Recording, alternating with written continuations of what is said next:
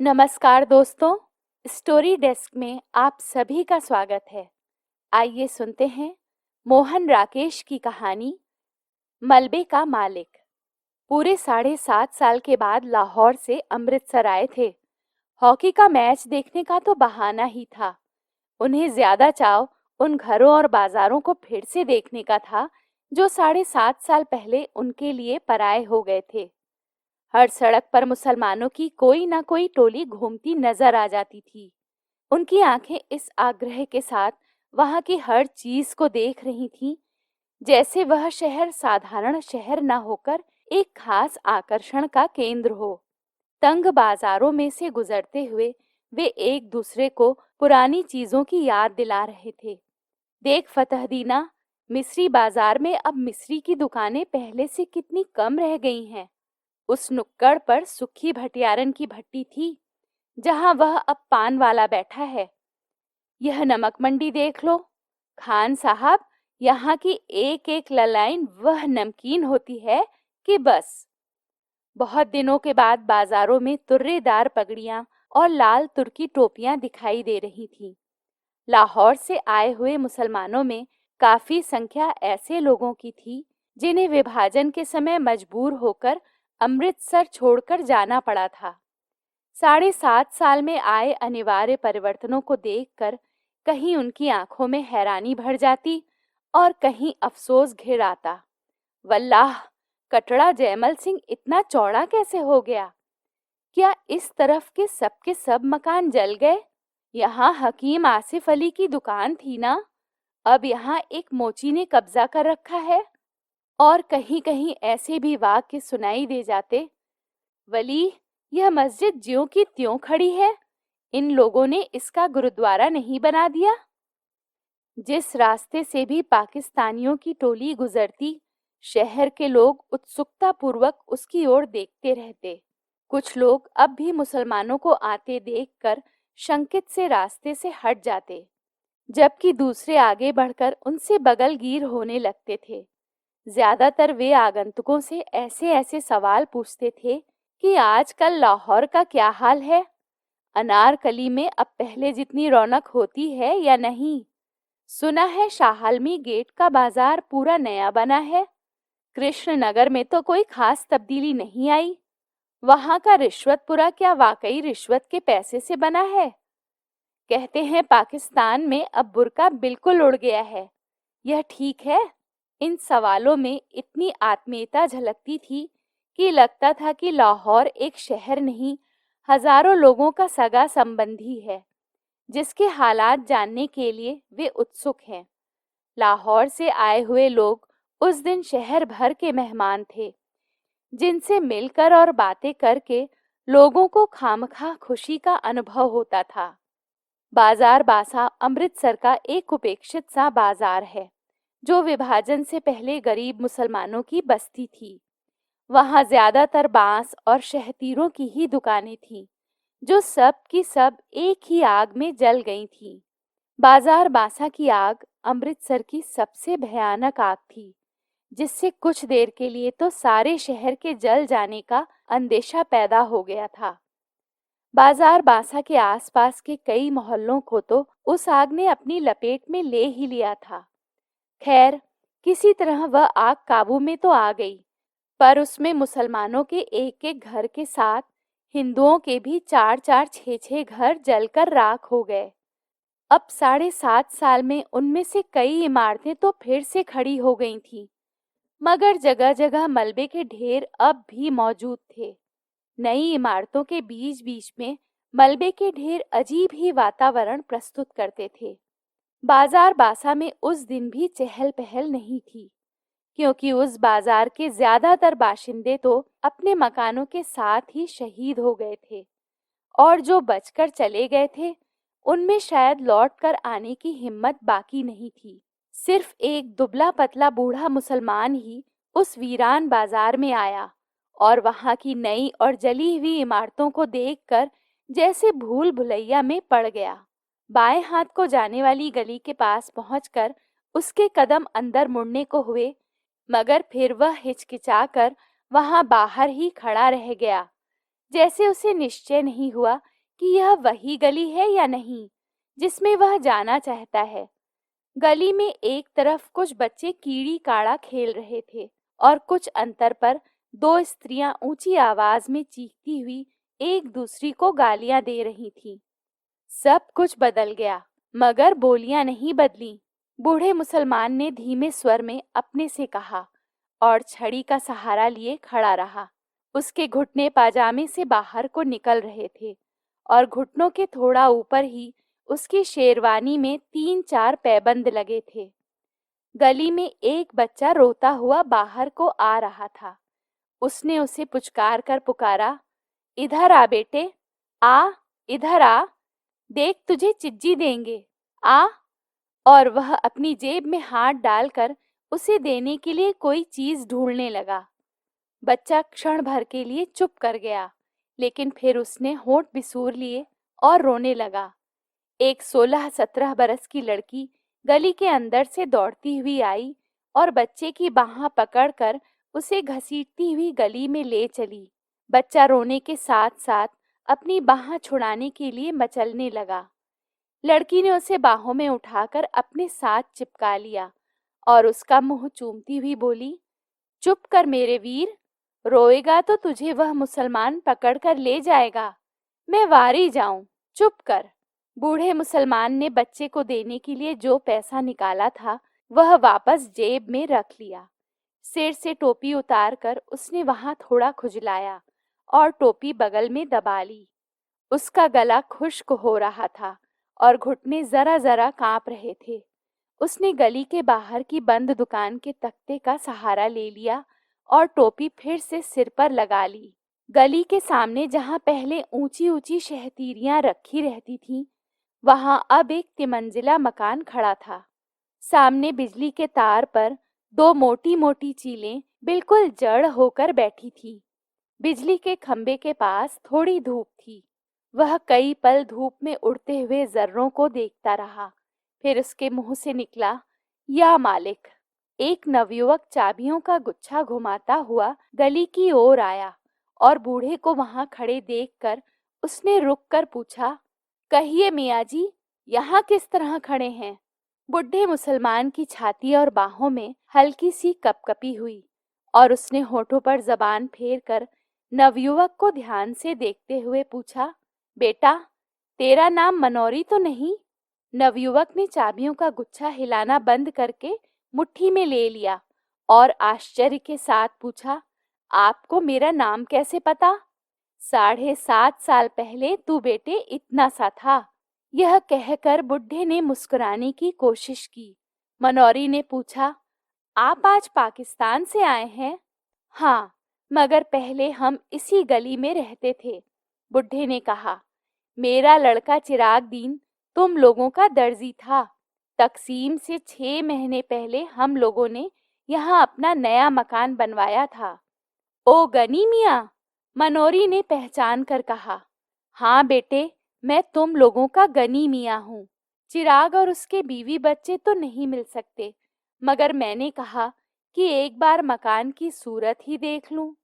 और उसने टोपी उतार कर सिर पर हाथ फेरते हुए आंसुओं को बहने से रोक लिया। आप तो शायद काफी पहले ही यहाँ से चले गए थे। मनोरी ने स्वर में संवेदना लाकर कहा, हाँ बेटे, मेरी बदबख्ती थी कि पहले अकेला निकलकर चला गया।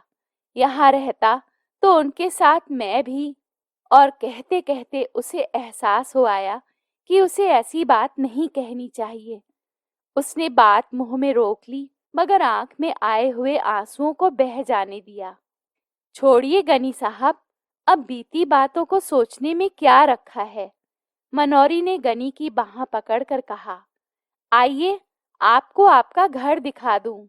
गली में खबर इस रूप में फैली थी कि गली के बाहर एक मुसलमान खड़ा है जो रामदासी के लड़के को उठाने जा रहा था। उसकी बहन उसे पकड़कर घसीट लाई, नहीं तो वह मुसलमान उसे ले गया होता। यह खबर पाते ही जो स्त्रियां गली में पीढ़े बिछाकर बैठी थीं, वे अपने अपने पीढ़े उठाकर घरों के अंदर चली गईं। गली में खेलते हुए बच्चों को भी उन स्त्रियों ने पुकार पुकार कर घरों में बुला लिया। मनौरी जब गनी को लेकर गली में आया तो गली में एक फेरी वाला रह गया था या कुएं के साथ उगे हुए पीपल के नीचे रखा पहलवान बिखर कर सोया दिखाई दे रहा था। घरों की खिड़कियों में से और किवाड़ों के पीछे से अलबत्ता कई चेहरे झांक रहे थे। गनी को गली में आते देखकर उनमें हल्की हल्की चेमेगोइयां शुरू हो गईं। दाढ़ी के सब बाल सफेद हो जाने के बावजूद लोगों ने चिराग दीन के बाप अब्दुल गनी को पहचान लिया था। वह आपका मकान था। मनौरी ने दूर से एक मलबे की ओर संकेत किया। गनी पल भर के लिए ठिठक कर फटी फटी आंखों से उसकी ओर देखता रह गया। चिराग और उसके बीवी बच्चों की मौत को वह काफी अरसा पहले स्वीकार कर चुका था, मगर अपने नए मकान को इस रूप में देखकर उसे जो झुरझुरी हुई उसके लिए वह तैयार नहीं था। उसकी जबान पहले से ज्यादा खुश्क हो गई और घुटने भी पहले से ज्यादा कांपने लगे। वह मलबा? उसने अविश्वास के स्वर में पूछा। मनौरी ने उसके चेहरे का बदला हुआ रंग देखा। उसने उसकी बाहों को और सहारा देकर ठहरे हुए स्वर में उत्तर दिया, आपका मकान उन्हीं दिनों जल गया था। गनी छड़ी का सहारा लेता हुआ किसी तरह मलबे के पास पहुंच गया। मलबे में अब मिट्टी ही मिट्टी थी, जिसमें जहां तहां टूटी और जली हुई ईंटें फंसी थीं। लोहे और लकड़ी का सामान उनमें से न जाने कब का निकाल लिया गया था। केवल जले हुए दरवाजे की चौखट न जाने कैसे बची रह गई थी, जो मलबे में से बाहर को निकली हुई थी। पीछे की ओर 2 जली हुई अलमारियां और बाकी थीं, जिनकी कालिक पर अब सफेदी की हल्की हल्की तह उभर आई थी। मलबे को पास से देखकर गनी ने कहा, यह रह गया है, यह। और जैसे उसके घुटने जवाब दे गए और वह जली हुई चौखट को पकड़कर बैठ गया। क्षण भर बाद उसका सिर भी चौखट से जा लगा और उसके मुंह से बिलखने की सी आवाज निकली, हाय ओए चिराग दीन। जले हुए किवाड़ की चौखट 7.5 साल मलबे से सिर निकाले खड़ी तो रही थी, मगर उसकी लकड़ी बुरी तरह भुरभुरा गई थी। गनी के सिर के छूने से उसके कई रेशे झड़कर बिखर गए। कुछ रेशे गनी की टोपी और बालों पर आ गिरे। लकड़ी के रेशों के साथ एक केचुआ भी नीचे गिरा, जो गनी के पैर से 6-8 इंच दूर नाली के साथ बनी ईंटों की पटरी पर सरसराने लगा। वह अपने लिए सुराग ढूंढता हुआ जरा सा सिर उठाता, मगर 2-1 बार सिर पटक कर और निराश होकर दूसरी ओर को मुड़ जाता। खिड़कियों में से झांकने वाले चेहरों की संख्या पहले से कहीं बढ़ गई थी। उनमें चेमेगोइयां चल रही थीं कि आज कुछ न कुछ जरूर होगा। चिराग दीन का बाप गनी आ गया है, इसलिए 7.5 साल पहले की सारी घटना आज खुल जाएगी। लोगों को लग रहा था जैसे वह मलबा ही गनी की सारी कहानी सुना देगा कि शाम के वक्त चिराग ऊपर के कमरे में खाना खा रहा था, जब रखे पहलवान ने उसे नीचे बुलाया कि वह 1 मिनट आकर एक जरूरी बात सुन जाए। पहलवान उन दिनों गली का बादशाह था। हिंदुओं पर ही उसका काफी दबदबा था। चिराग तो खैर मुसलमान था। चिराग हाथ का कौर बीच में ही छोड़कर नीचे उतर आया। उसकी बीवी जुबैदा और दोनों लड़कियां किश्वर और सुल्ताना खिड़कियों में से झांकने लगीं।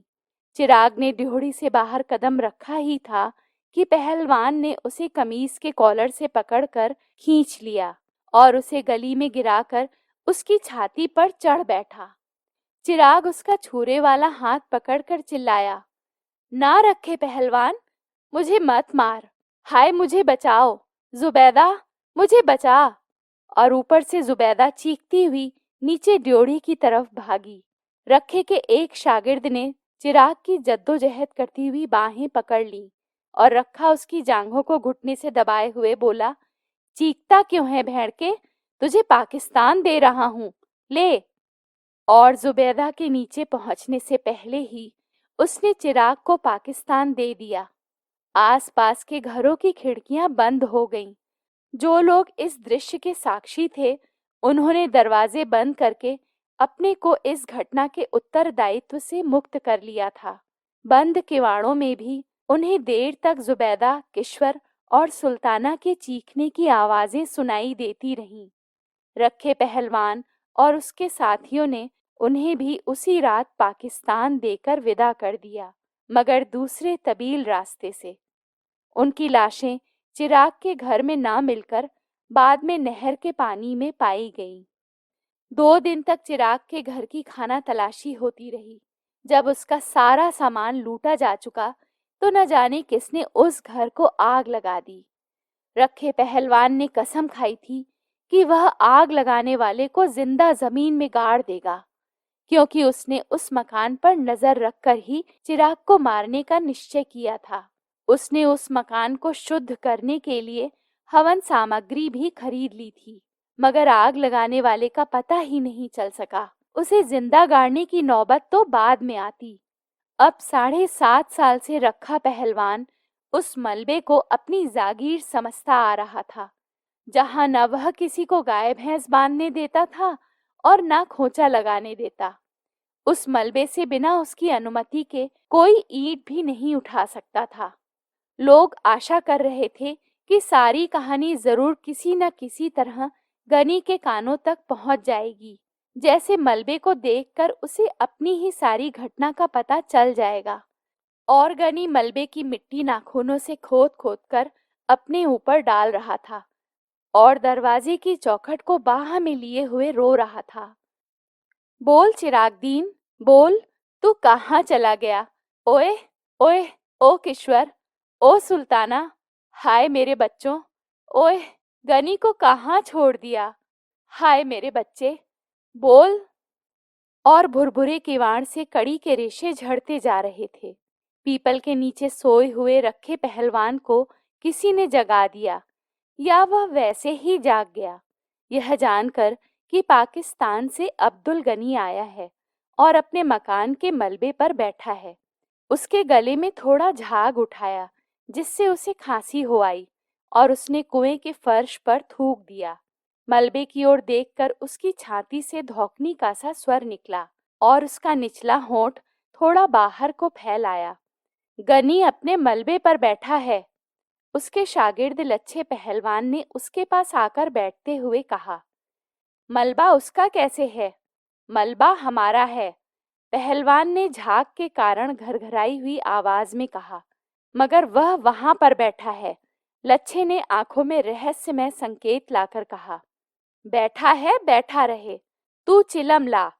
उसकी टांगें थोड़ी फैल गईं और उसने अपनी नंगी जांघों पर हाथ फेरा। मनौरी ने अगर उसे कुछ बताया तो? लच्छे ने चिलम भरने के लिए उठते हुए उसी रहस्यपूर्ण दृष्टि से देखकर कहा।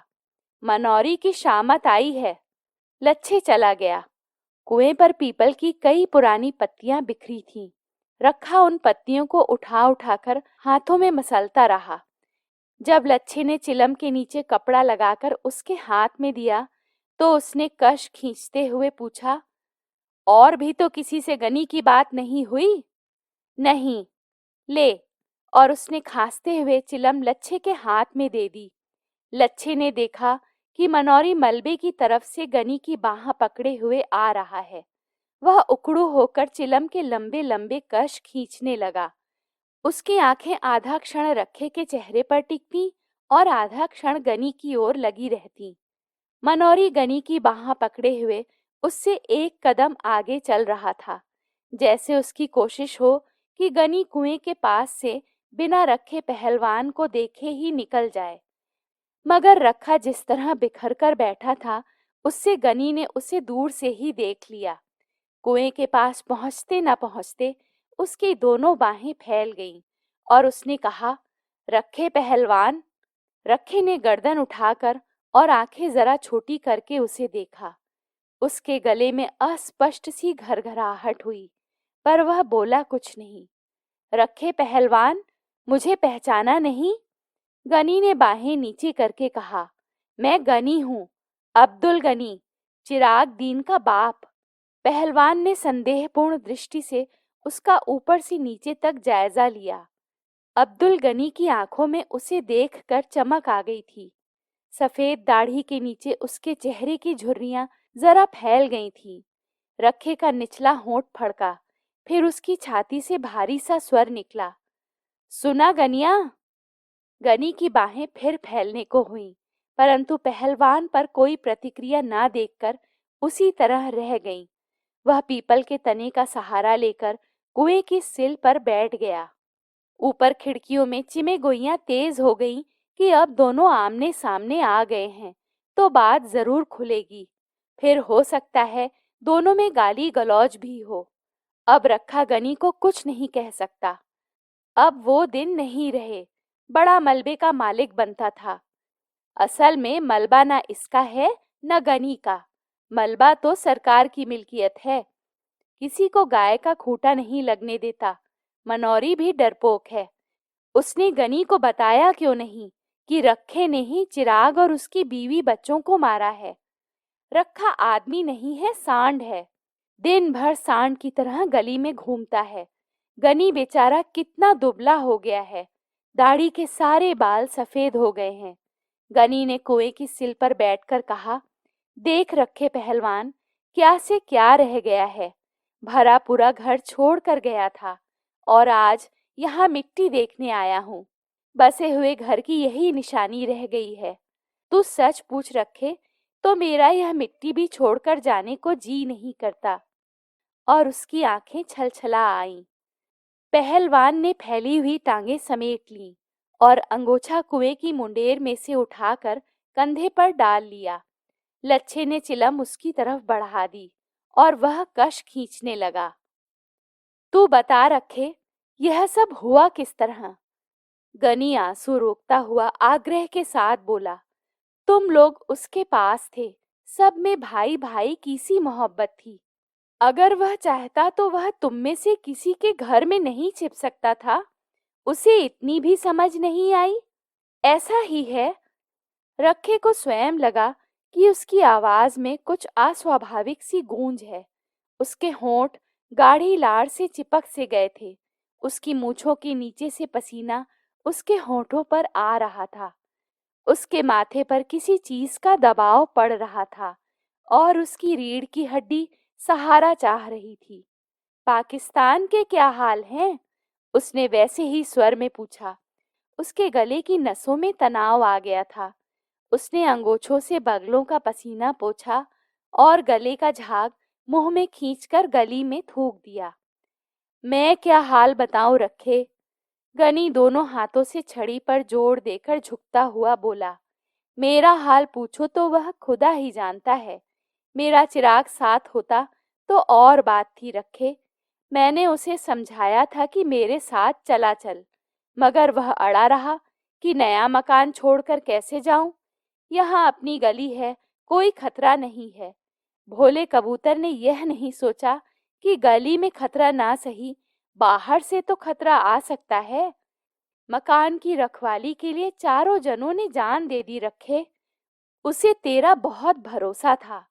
कहता था कि रखे के रहते मेरा कोई कुछ नहीं बिगाड़ सकता। मगर जब आनी आई तो रखे के रोके न रुक सकी। रखे ने सीधा होने की चेष्टा की क्योंकि उसकी रीढ़ की हड्डी दर्द कर रही थी। उसे अपनी कमर और जांघों के जोड़ पर सख्त दबाव महसूस हो रहा था। पेट की अंतड़ियों के पास जैसे कोई चीज उसकी सांस को जकड़ रही थी। उसका सारा जिस्म पसीने से भीग गया था और उसके पैरों के तलवों में चुनचुनाहट हो रही थी।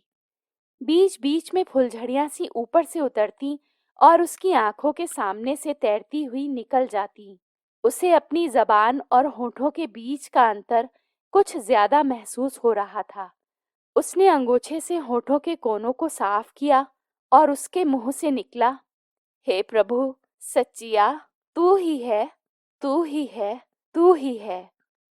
गनी ने लक्षित किया कि पहलवान के होंठ सूख रहे हैं और उसकी आंखों के इर्द गिर्द दायरे गहरे हो आए हैं। तो वह उसके कंधे पर हाथ रखकर बोला, जी हलकान न कर रखिया, जो होनी थी सो हो गई। उसे कोई लौटा थोड़े ही सकता है। खुदा नेक की नेकी रखे और बद की बदी माफ करे। मेरे लिए चिराग नहीं तो तुम लोग तो हो। मुझे आकर इतनी ही तसल्ली हुई कि उस जमाने की कोई तो यादगार है। मैंने तुमको देख लिया तो चिराग को देख लिया। अल्लाह तुम लोगों को सेहतमंद रखे, जीते रहो और खुशियां देखो। और गनी छड़ी पर दबाव देकर उठ खड़ा हुआ। चलते हुए उसने फिर कहा, अच्छा रखे पहलवान, याद रखना। रखे के गले से स्वीकृति की मध्यम सी आवाज निकली। अंगोछा बीच में लिए हुए उसके दोनों हाथ जुड़ गए। गनी गली के वातावरण को हसरत भरी नजर से देखता हुआ धीरे धीरे गली से बाहर चला गया। ऊपर खिड़कियों में थोड़ी देर चिमेगोइयां चलती रहीं कि मनौरी ने गली से बाहर निकलकर जरूर गनी को सब कुछ बता दिया होगा। गनी के सामने रखे का तालू किस तरह खुश्क हो गया था। रखा अब किस मुंह से लोगों को मलबे पर गाय बांधने से रोकेगा। बेचारी जुबैदा, बेचारी कितनी अच्छी थी, कभी किसी से मंदा बोल नहीं बोली। रखे मर्दूत का न घर न घाट, इसे किस माँ बहन का लिहाज था। और थोड़ी ही देर में स्त्रियां घरों से गली में उतर आईं। बच्चे गली में गुल्ली डंडा खेलने लगे और 12-13 बरस की लड़कियां किसी बात पर एक दूसरे से गुत्थम गुत्था हो गईं। रखा गहरी शाम तक कुएं पर बैठा खखाड़ता रहा और चिलम फूंकता रहा। कई लोगों ने वहां से गुजरते हुए उससे पूछा, रखे शाह, सुना है आज गनी पाकिस्तान से आया था? आया था। रखे ने हर बार एक ही उत्तर दिया। फिर कुछ नहीं, चला गया। रात होने पर पहलवान रोज की तरह गली के बाहर बाईं ओर की दुकान के तख्ते पर आ बैठा। रोज अक्सर वह रास्ते से गुजरने वाले परिचित लोगों को आवाज दे देकर बुला लेता था और उन्हें सट्टे के गुर और सेहत के नुस्खे बताया करता था। मगर उस दिन वह लच्छे को अपनी वैष्णो देवी की यात्रा का विवरण सुनाता रहा जो उसने 15 साल पहले की थी। लच्छे को विदा करके वह गली में आया तो मलबे के पास लोकू पंडित की भैंस को खड़ी देखकर वह रोज की आदत के मुताबिक उसे धक्के दे देकर भैंस को हटाने लगा। हट हट, हट हट। और भैंस को हटाकर वह सुस्ताने के लिए मलबे की चौखट पर बैठ गया। गली उस समय बिल्कुल सुनसान थी। कमेटी की कोई बत्ती ना होने से वहां शाम से ही अंधेरा हो जाता था। मलबे के नीचे नाली का पानी हल्की आवाज करता हुआ बह रहा था। रात की खामोशी के साथ मिली हुई कई तरह की हल्की हल्की आवाजें मलबे की मिट्टी में से निकल रही थीं। एक भटका हुआ कौवा न जाने कहां से उड़कर कड़ी की चौखट पर आ बैठा। उससे लकड़ी के रेशे इधर उधर छितर गए। कौवे के वहां बैठते न बैठते मलबे के एक कोने में लेटा हुआ कुत्ता गुर्रा कर उठा और जोर जोर से भौंकने लगा। कौवा कुछ देर सहमा सा चौखट पर बैठा रहा। फिर वह पंख फड़फड़ाता हुआ उड़कर कुएं के पीपल पर चला गया। कौवे के उड़ जाने पर कुत्ता और नीचे उतर आया और पहलवान की ओर मुंह करके भौंकने लगा। पहलवान उसे हटाने के लिए भारी आवाज में बोला, दूर दूर दूर दूर रह। मगर कुत्ता और पास आकर भौंकने लगा। पहलवान ने एक ढेला उठाकर कुत्ते की ओर फेंका। कुत्ता थोड़ा पीछे हट गया, पर उसका भौंकना बंद नहीं हुआ। पहलवान मुंह ही मुंह में कुत्ते की मां को गाली देकर वहां से उठ खड़ा हुआ और धीरे धीरे जाकर कुएं की सिल पर लेट गया। पहलवान के वहां से हटने पर कुत्ता गली में उतर आया और कुएं की ओर मुंह करके भौंकने लगा। काफी देर भौंक कर जब गली में उसे कोई प्राणी चलता फिरता दिखाई नहीं दिया तो वह एक बार कान झटक कर मलबे पर लौट आया और वहां कोने में बैठकर गुर्राने लगा। दोस्तों, अभी आप सुन रहे थे मोहन राकेश की कहानी मलबे का मालिक। आप सबको यह कहानी कैसी लगी? कमेंट बॉक्स में अपनी प्रतिक्रिया अवश्य दीजिएगा। मेरा आप सभी से अनुरोध है कि आप चैनल को सब्सक्राइब कर लीजिए और उसके बगल में लगे हुए बेल आइकन को ज़रूर प्रेस कीजिए ताकि आने वाली कहानियों के नोटिफिकेशंस आप तक सबसे पहले पहुंचे। धन्यवाद। आपका दिन शुभ हो।